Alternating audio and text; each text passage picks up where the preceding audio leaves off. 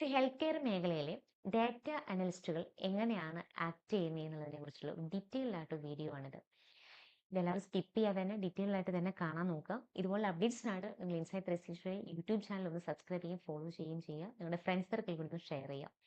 ഒരു ആരോഗ്യ സംരക്ഷണ മേഖലയിലെ ഡാറ്റ അനലിസ്റ്റുകളുടെ ജോലികൾ വളരുന്ന അവസരങ്ങളും അവരുടെ കരിയർ ഓപ്ഷൻസുകളെ കുറിച്ചിട്ടാണ് നമ്മൾ നോക്കുന്നത്. ആരോഗ്യ സംരക്ഷണ മേഖല സാങ്കേതിക വിദ്യയുടെ സഹായത്തോടെ വലിയൊരു പരിവർത്തനത്തിന് വിധേയമായി കൊണ്ടിരിക്കുകയാണ്. രോഗികൾ അല്ലെങ്കിൽ അവരുടെ രേഖകളെല്ലാം തന്നെ ചികിത്സാ ഫലങ്ങൾ, ഹോസ്പിറ്റൽ പ്രവർത്തനങ്ങൾ തുടങ്ങിയവയിൽ നിന്ന് ലഭിക്കുന്ന വലിയ അളവിലുള്ള ഈ ഡാറ്റ കാര്യക്ഷമമായിട്ട് തന്നെ സ്റ്റഡി ചെയ്യേണ്ടതുണ്ട്. ഇത് വളരെ അത്യാവശ്യമാണ്. ഈ ഒരു ഡാറ്റ വിശകലനം ചെയ്ത് ആശുപത്രികൾക്കും അല്ലെങ്കിൽ ആരോഗ്യ സ്ഥാപനങ്ങൾക്കും പ്രധാന തീരുമാനങ്ങൾ എടുക്കാൻ അവരെ സഹായിക്കുന്ന പ്രൊഫഷണലുകളാണ് ഈ ഹെൽത്ത് കെയർ ഡാറ്റ അനലിസ്റ്റുകൾ എന്ന് പറയുന്നത്. അപ്പോൾ വിവര വിശകലനത്തിന് സാധ്യതയും അല്ലെങ്കിൽ ആരോഗ്യ മേഖലകളുടെ ആവശ്യകതകളും ഒത്തുചേരുന്ന ഒരു പുതിയ കരിയർ പാത്വയെ കുറിച്ചിട്ട് വിശദമായിട്ട് നമുക്ക് നോക്കാം.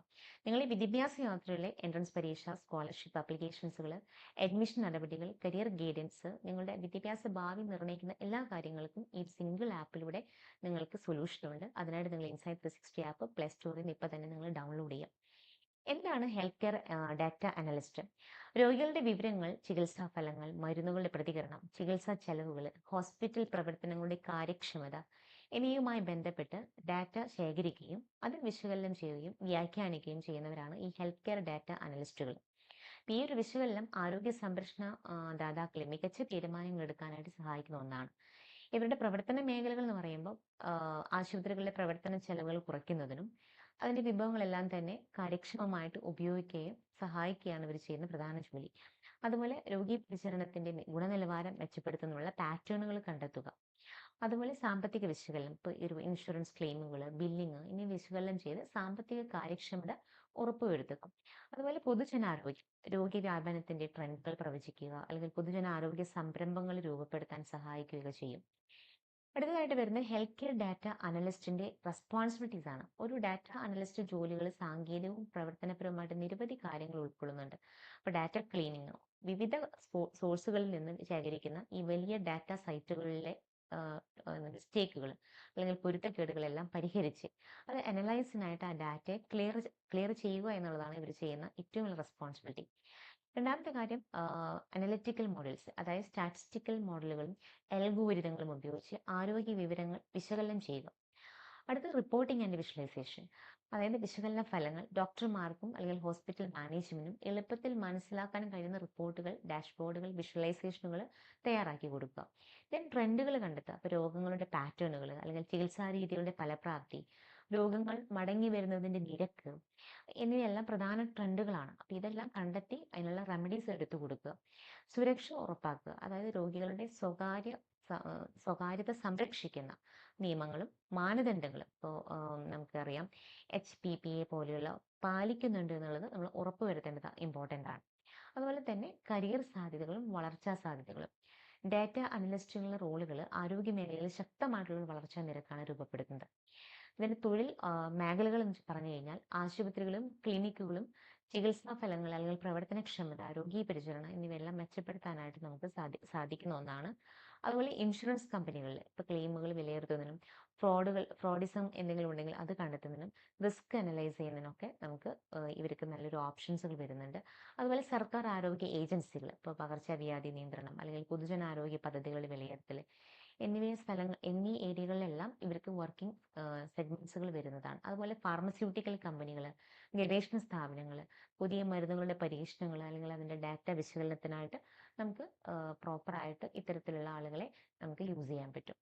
ഇതിന്റെ കരിയർ ഓപ്പർച്യൂണിറ്റി, ഒരു എൻട്രി ലെവലിൽ ഡാറ്റ അനലിറ്റിക്സിനായിട്ട് പ്രവേശിക്കുന്ന ഒരാൾക്ക് പിന്നീട് ഒരു സീനിയർ ഡാറ്റ അനലിസ്റ്റ് അല്ലെങ്കിൽ data scientist, bio informatic specialist, health informatic manager അല്ലെങ്കിൽ ഡാറ്റ ആർക്കിടെക്ട് തുടങ്ങിയ ഉയർന്ന റോളുകളിലേക്ക് വളരാനായിട്ട് നമുക്ക് സഹായിക്കും.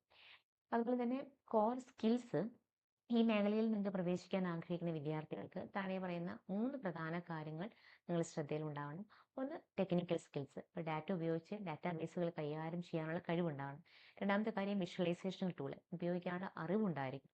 സ്റ്റാറ്റിസ്റ്റിക്കൽ മോഡലുകളും ടെക്സ്റ്റുകളും ഉപയോഗിക്കാനുള്ള ഒരു പ്രായോഗിക കഴിവുണ്ടാവണം.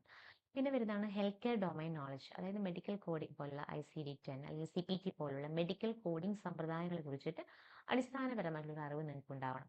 അത് അതുപോലെ നിയമങ്ങൾ, ഇപ്പോൾ health care insurance probability and accountability ആക്ടിനെ കുറിച്ചിട്ടും അതുപോലെ ആരോഗ്യ വിവര സ്വകാര്യത സംബന്ധിച്ച നിയമങ്ങളെ കുറിച്ചിട്ടുള്ളൊരു നോളജ് നമുക്കുണ്ടാവണം. അതുപോലെ ഇലക്ട്രോണിക് ഹെൽത്ത് റെക്കോർഡ്സുകൾ, EHR സിസ്റ്റങ്ങളുടെ പ്രവർത്തനങ്ങളെ കുറിച്ചിട്ടും ഡാറ്റ ഘടനകളെ കുറിച്ചിട്ടുമുള്ളൊരു ധാരണ നമുക്കുണ്ടായിരിക്കണം. അതുപോലെ സോഫ്റ്റ് സ്കിൽസ് ഉണ്ടാവേണ്ടത് സങ്കീർണമായ ആരോഗ്യ പ്രശ്നങ്ങൾ ഡാറ്റാപരമായ വെല്ലുവിളികളായി കണ്ട് പരിഹരിക്കാനുള്ള ഒരു കഴിവ് നമുക്കുണ്ടാവും.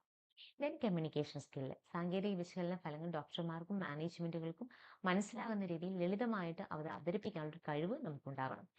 ഈ മേഖലയിൽ പ്രവേശിക്കാനുള്ള വിദ്യാഭ്യാസ വഴികൾ എന്ന് പറയുമ്പോൾ നമുക്ക് ഒരു UG പ്രോഗ്രാമിലൂടെ computer science, data science, statistical bio informatic അല്ലെങ്കിൽ ഒരു ഹെൽത്ത് ഇൻഫോർമാറ്റിക് തുടങ്ങിയ കോഴ്സുകൾ ചെയ്ത് ഒരു ബിരുദം നേടി കഴിഞ്ഞാൽ നിങ്ങൾക്ക് ഈ ഒരു കോഴ്സുകളിലേക്ക് എൻ്റർ ആവും. ഈ ഒരു PG ലെവലിൽ പോവുകയാണെങ്കിൽ ഹെൽത്ത് കെയർ മാനേജ്മെന്റ് അല്ലെങ്കിൽ ഹെൽത്ത് ഇൻഫോർമാറ്റിക്സ്, ഡാറ്റ അനലിറ്റിക്സ് എന്നീ മേഖലകളിലെ മാസ്റ്റർ ബിരുദങ്ങൾ ഉയർന്ന നിലയിലുള്ള റോളുകൾ വഴിയൊരുക്കും. ഇനി സർട്ടിഫിക്കേഷനുകൾ, ഡാറ്റ അനലിറ്റിക്സ്, മെഡിക്കൽ കോഡിംഗ് അല്ലെങ്കിൽ പ്രോജക്റ്റ് മാനേജ്മെന്റ് എന്നിവയിലെ പ്രത്യേക സർട്ടിഫിക്കേഷനുകൾ കരിയർ സാധ്യതകൾ മെച്ചപ്പെടുത്താനും ആരോഗ്യ സംരക്ഷണത്തിന്റെ ഭാവിയാണ് ഡാറ്റ അനലിസ്റ്റ് എന്ന് പറയുന്നത്. അപ്പോൾ ആരോഗ്യ സംരക്ഷണ രംഗത്തെ ഡാറ്റ അനലിസ്റ്റ് ജോലികളും സാങ്കേതിക വിദ്യയും ജീവൻ രക്ഷിക്കാനുള്ള ഒരു ദൗത്യം സംയോജിക്കുന്ന ഒരു മികച്ച കരിയർ പാതയാണിത്. അപ്പോൾ ഡാറ്റ വിശകലനത്തിൽ താല്പര്യമുള്ളവരും ആരോഗ്യ മേഖലയോട് അഭിനിവേശമുള്ളവരുമായ വിദ്യാർത്ഥികൾക്ക് അവരുടെ അക്കാദമിക് പ്ലാനുകൾ ഈ ഒരു മേഖലയിലേക്ക് അനുയോജ്യമായ രീതിയിൽ രൂപപ്പെടുത്തുന്നതിലൂടെ ശോഭനമായിട്ടുള്ള ഒരു ഭാവി നിങ്ങൾക്ക് സ്വന്തമാക്കാനായിട്ട് സാധിക്കും. ഇതുപോലെ അപ്ഡേഷൻസിനായിട്ട് ഇൻസൈറ്റ് റെസിസ്റ്ററുടെ മെമ്പേഴ്സായിട്ട് ഡയറക്ട്ലി സ്ക്രീനിൽ കാണുന്ന നമ്പറിൽ നിങ്ങൾക്ക് കോൺടാക്ട് ചെയ്യാവുന്നതാണ്.